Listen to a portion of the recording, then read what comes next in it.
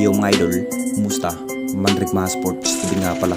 Ating mag-usapan, breaking news, Barangay Nibra, Stephen Holt trade, tuti hindi tropang 5G, at Justin Brownlee, bad news, hindi pa rin dumating sa Gilas. So ito na nga bang hinihintay ng lahat sa magiging big trade ng ating Barangay Nibra? Ilang weeks pa rin ang bilang bago magbabalik muli ang PB Governors Cup dahil may laban pa rin ang ating national team na Gilas Pilipinas. Kahit may laban pa rin ang Gilas, abala pa rin ang kupunan ng Barangay Nibra sa paghahanda matapos mailalagay sa langanin ang Jing Kings.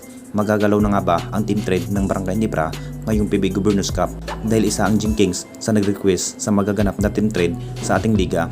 Isa na nga ba ang nasabing player na si Stephen Holt posibleng bibitawan na ng Barangay Nibra? Alam na nating lahat mga idol, sa mata ng Nibra management, bagsak pa rin ang ilalaro sa nasabing player kung saan pinagplano pa rin ng ating Jing Kings. Isa ito si Stephen Holt, gagawing trade asset ng Barangay Nibra at ayon pa rin sa mga source, may tsansa pa rin na mapupunta sa kampo sa TNT Tropang 5G ang nasabing player. Ito si Stephen Holt. Hindi rin magdadalawang isip ang Barangay Nibra kung sakaling interesado ang TNT Tropang 5G na makuha itong si Stephen Holt. Magiging big impact ng ating Jing Kings dahil maiiba na naman ang magiging sistema kung hahanap ng bagong player pamalit sa nasabing player itong si Stephen Holt.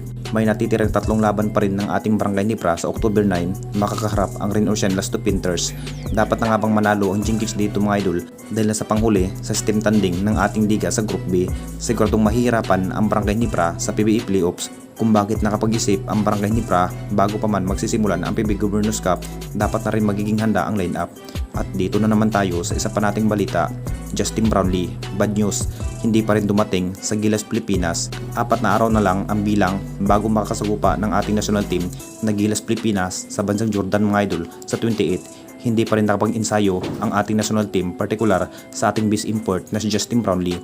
Hindi pa rin dumating ang ating base import sa Pinas dahil nagpapagaling sa iniindang guto injury ang nasabing base import na si Justin Brownlee. Posibleng walang Justin Brownlee na maglalaro sa unang makasagupa ng ating Gilas Pilipinas kontra sa bansang Jordan.